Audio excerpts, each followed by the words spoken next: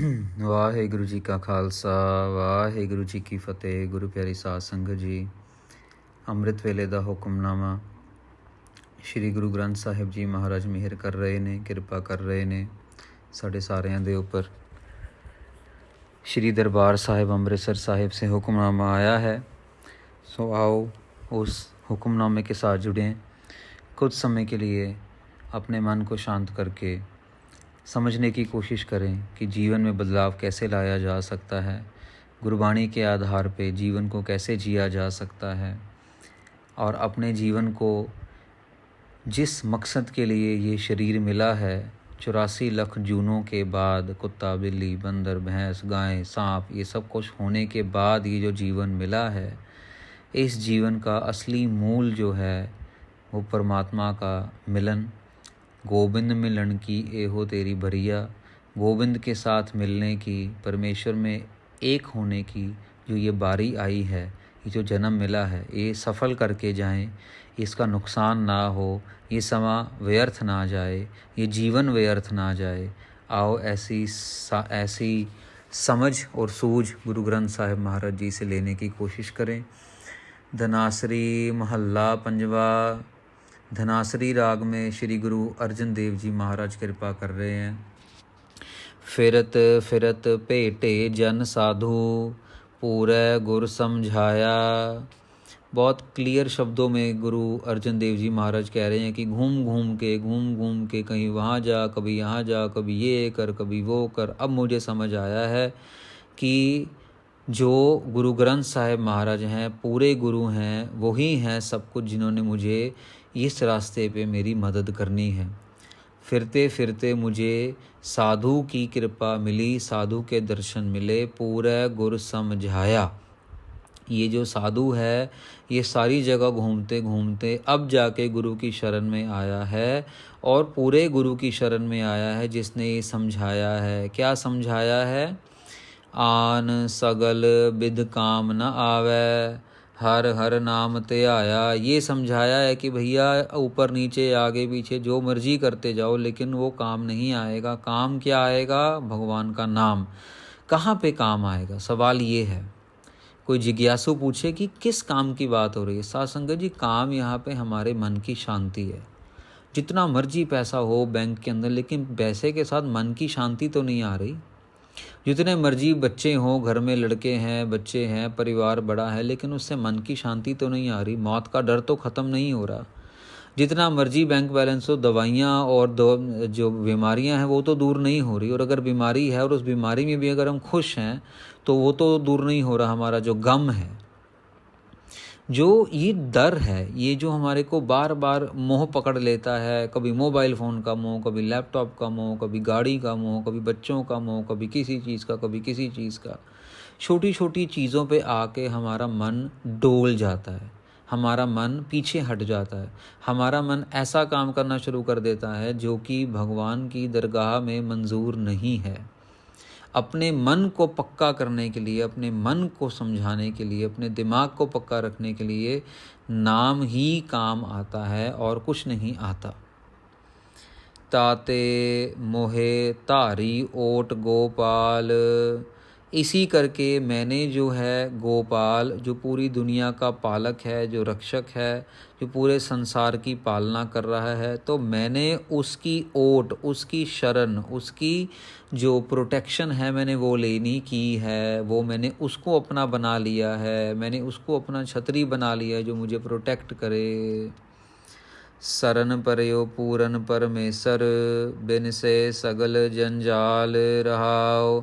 अब मैं उस शरण में आया हूँ, श्री गुरु ग्रंथ साहिब महाराज की शरण में आया हूँ, और उस शरण में आया हूँ जहाँ पे मुझे जो मेरी जो जंजाल हैं, जो मेरे जो बवाल हैं, जो मेरे जो मुसीबतें हैं, वो सब ख़त्म हो रही हैं। गुरु साध संगत जी, कभी कोशिश करना, कभी अगर कोई दुख तंग करे, अगर आपके मन में कोई ऐसी इच्छा है जो पूरी ना हो रही हो और आप 40 दिन के लिए गुरुद्वारे जाओ, सेवा करो, वहाँ पे लंगर खाओ, लंगर की सेवा करो, अपना गुरबाणी का जाप का नेम बनाओ, शुरू करो, अमृत वेले उठो, आपके काम खुद ब खुद बनने शुरू हो जाएंगे। ऑटोमेटिकली रास्ते खुलने शुरू हो जाएंगे। ऑटोमेटिकली ऐसा मन में विश्वास, दृढ़ विश्वास हो जाएगा कि काम तो होना ही है, काम तो होगा, ये है वो है, रास्ते अपने आप ही लोग मिलने शुरू हो जाएंगे। और आपको ये एहसास हो जाएगा कि हाँ, कोई शक्ति है जो मुझे चला रही है, बस मुझे उसे याद करना है, मुझे उसे पुकारना है, मुझे उसे फरियाद करनी है बस, और उसके बताए हुए रास्तों पे चलना है। उसका बताया हुआ रास्ता श्री गुरु ग्रंथ साहिब महाराज के अंदर दर्ज है। और वो रास्ता क्या है? वाहे गुरु वाहे गुरु वाहे गुरु वाहे गुरु वाहे गुरु वाहे गुरु। वो रास्ता बहुत सिंपल है, बहुत सिंपल है। सुर रहाओ, आगे विश्राम देते हैं। सुरग मिरत पयाल भूमंडल सगल व्यापे माय। अब आगे बहुत बड़ी ज्ञान की बात बता रहे हैं गुरु अर्जन देव जी महाराज। वो कह रहे हैं कि जितना कुछ भी हम देख रहे हैं ना, सब कुछ माया के प्रभाव के अंदर है। माया से कोई नहीं बचा हुआ। कौन कौन? जितने भी हम स्वर्ग कह रहे हैं, जितने भी हम मृग कह रहे हैं, मृत कह रहे हैं, हम लोग कहते हैं ना कि नरक हैं, स्वर्ग हैं, भूमंडल, जितने भी यूनिवर्सेस हैं, जितने भी ग्लोब हैं दुनिया के, जो भी धरती हैं, जो भी प्लैनेट्स हैं, ये सब के सब माया के अंदर खचित हुए हुए हैं, माया के प्रभाव में हैं। जो माया के प्रभाव में नहीं है वो परमेश्वर है, वो अकाल पुरख वाहिगुरु है। वो ही है अकेला जो माया के प्रभाव से बाहर है। और या फिर जो जिनको उसने बख्श के अपना बना लिया, ऐसे महापुरुष, ऐसे संत सेवी, ऐसे गुरु, ऐसे दिग्गज जन जो कि उसकी कृपा से माया के प्रभाव से दूर हैं। सो जी उदाहरण सब कुल तारन, हर हर नाम त्याय। अभी नाम क्यों लेना है? क्योंकि ये नाम ही है जो ना सिर्फ अपने को हमारा उद्धार कर सकता, बल्कि हमारे पूर्वजों का और हमारे आने वाली जनरेशन्स का भी उद्धार कर सकता है। एक इंसान नाम का जाप करता है, साथ संगत जी, पता नहीं उसकी कितने कुल तर जाती हैं, कितनी उसकी आने वाली जो हैं जनरेशन्स जो हैं वो फ़ायदा ले जाती हैं उस एक बंदे के नाम जपे हुए के कारण। तो आखिर में कहते हैं, नानक नाम निरंजन गाइय पाइय सर्ब निधाना। कोई कहता मैं अमीर कैसे बनूंगा, कोई कहता मेरे पास खजाना कहाँ से आए, मेरे पास खुशी कहाँ से आए, मेरे पास सुख कहाँ से आए, मेरे पास जो मेरी तकलीफ़ें हैं वो कहाँ से दूर चली जाएं, कहाँ से मुझे सुकून मिले, कहाँ से मुझे चैन मिले, कहाँ से मेरी रात की नींद आराम से आए, मुझे कोई टेंशन ना हो। वो सब कुछ कहाँ से मिलता है? ये जो खजाने हैं ना, सिर्फ दुनियावी खजाने बल्कि स्पिरिचुअल खजाने, ये कहाँ से मिलते हैं? ये परमेश्वर के नाम के गाने से, परमेश्वर का नाम के सिमरन से।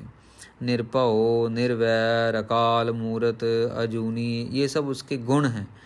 उसके गुणों का गायन कर करके, कीर्तन कर करके, गुरबाणी के शब्द सुन सुन के, कीर्तन कर करके सारे खजाने मिल जाते हैं। अगर तो किसी को किसी भी प्रकार का कोई खजाना चाहिए ना, साथ संगत जी, अपना टारगेट बना लो। ये आज के शब्द में आ गया है।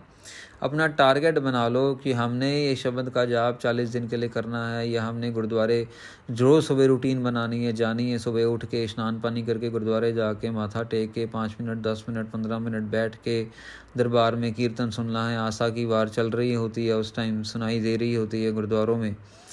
और उसके बाद कुछ सेवा करनी है, जोड़ों की सेवा करनी है, लंगर की सेवा करनी है। एक रूटीन बनाइए। जब वो रूटीन बन गई ना साथ संगत जी, अपने आप सारे काम होने शुरू हो जाते हैं, अपने आप सब कुछ होना शुरू हो जाता है। मैं आपको अपने जीवन में से एक एग्जांपल देता हूँ। मेरे पिताजी शराब पिया करते थे। अब वो लिमिट में पीते थे, पर पीते थे। हमने सारी उम्र उनको शराब पीते हुए देखा। घर में कभी कभार झगड़ा भी होता था कि नहीं पीनी चाहिए, अक्सर हो जाता होता है, बहुत ज़्यादा नहीं पर कभी कभार हो जाता था। तो जब मेरे को कृपा भगवान ने दी, मैंने अमृत छका, तो उसके बाद मैंने अमृत छकने के बाद मैंने अपने माँ बाप को बोला कि भी क्या है कि एक गिफ्ट मैं देना चाहता हूँ। मैं चाहता हूँ कि आप जाओ हजूर साहिब, और नांदेड़ में आप जाओ, हजूर साहिब जाओ, और वहाँ पे जाके और आप दर्शन करके आओ। तो उन्होंने भी मान लिया, ठीक था। माँ बाप गए, ट्रेन में बैठे। अभी जब जा रहे हैं तो ऑब्वियसली वो उन्होंने अपना पीने वीने का काम जो करना था वो किया ही था। अब जब वहाँ पे जाते हैं संगत करनी शुरू करते हैं, क्योंकि अब जब आप गुरुद्वारे में जा रहे हो तो गुरुद्वारे में ही रहना है, गुरुद्वारे में ही खाना है, गुरुद्वारे में ही पीना है, गुरुद्वारे में ही रात को सोना है, सुबह उठना है गुरुद्वारे में, तो गुरबाणी की आवाज़ आपके कानों में पड़ेगी। तो वो जो 3-4-5 दिन का टाइम था वो वहाँ पे हजूर साहिब में रहे। जब हजूर साहिब में रहे तो मुझे नहीं पता, मैं यहाँ पे हूँ दिल्ली में और वो हजूर साहिब नांदेड़ में हैं। और जब आते हैं वापस, दोनों के दोनों मम्मी डैडी ने, दोनों के दोनों ने अमृत छका हुआ है, दोनों ने कृपान डाली हुई है, श्री साहब डाली हुई है और अमृत छक के वापस आ गए।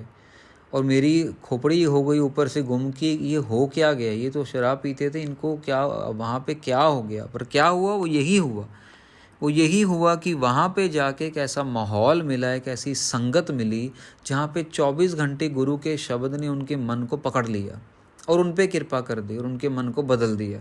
तो जो खजाने हैं, जो गिफ्ट हैं, वो सब के सब नाम के अंदर हैं, संगत के अंदर हैं, गुरुद्वारे जाके गुरु ग्रंथ साहब महाराज के चरणों के अंदर हैं। देर है हमारी जाने की, और उसके बाद सारी ज़िंदगी फिर सेवा की माँ बाप ने। तो आज तो पिताजी नहीं है, पर जब तक थे तब तक उन्होंने बहुत खूब सेवा की गुरुद्वारा बंगला साहिब जाके। वो जो एक पल में उनकी जीवन बदला हजूर साहिब जाके, ये मैं आपसे शेयर करना चाह रहा था। तो कर कृपा जिस देश स्वामी बिरले काहू जाना। पर ये समझ जो है, ये जो ज्ञान जो है, ये कौन है, किनको मिलता है? ये बहुत विरले लोग हैं, ये बहुत अद्भुत लोग हैं, ये बहुत कम लोग हैं, बहुत घट गिनती के लोग हैं जिनके पास ये कृपा आती है और वो गुरु ग्रंथ साहिब महाराज के चरणों के साथ जुड़ जाते हैं। बाकी तो सब खाना पीना, खाया पिया, बजाया गाना, ये गिद्दा डाला, भांगड़ा डाला, ये किया वो किया, और उसके बाद बस आज सरदार लोग, एक समाज सा सरदार लोगों देश की रक्षा के लिए जाने जाते थे, आज सरदार लोग शराब के लिए जाने जाते हैं। तो ये सब अपने हाथ में है, ये बहुत रेयरेस्ट ऑफ रेयर हैं जिनको ये ज्ञान मिलता है और वो अपने इस ज्ञान के साथ अपने जीवन को बदलते हैं। अब आप ये कथा सुन रहे हो, कथा सुनने का फ़ायदा तभी है कि अपने जीवन में बदलाव लिया जाए, अपने जीवन में कुछ छोटा मोटा 1 मिलीमीटर, 2 मिलीमीटर, 1 सेंटीमीटर का बदलाव लाया जाए। अगर गुरुद्वारे नहीं जा रहे तो कम से कम दिन में 1 बार गुरुद्वारे जाया जाए। अगर सुबह अमृत वेले नहीं उठ रहे तो कम से कम 10 मिनट, 15 मिनट, 20 मिनट के लिए ज़रूर उठना चाहिए। भले ही स्नान नहीं करना, भले ही आपने नहीं और कुछ करना, उठ के बेड पे बैठ जाओ, पानी वानी पियो और अपना वाहेगुरु वाहेगुरु वाहेगुरु वाहेगुरु वाहेगुरु वाहेगुरु वाहेगुरु वाहेगुरु वाहेगुरु शुरू कर दो।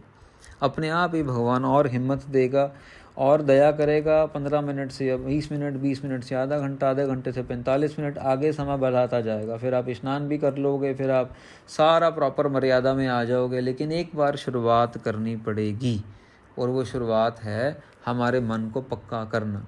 जब नाम का जाप करेंगे तो सारे के सारे सुख ऑटोमेटिकली रास्ते खुलते चले जाएंगे, हिम्मत मिलती चली जाएगी, दिमाग चलना शुरू हो जाएगा, शरीर तंदुरुस्त होना शुरू हो जाएगा, वो सब कुछ होना शुरू हो जाएगा। क्योंकि परमेश्वर की पावर को हम यूज़ करेंगे, अपनी अहंकार को नहीं, परमेश्वर की पावर को यूज़ करेंगे नाम जाप के।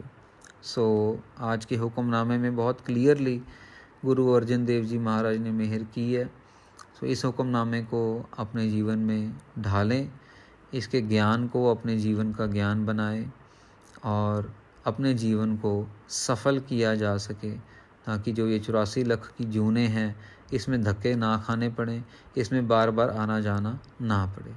कथा करते हुए कोई गलती रह गई हो तो आपने क्षमा देनी। कल सुबह गुरु महाराज की कृपा से फिर हाजिर होंगे आपके चरणों में, दरबार साहिब श्री अमृतसर साहिब जी की कथा लेके। वाहेगुरु जी का खालसा, वाहेगुरु जी की फतेह।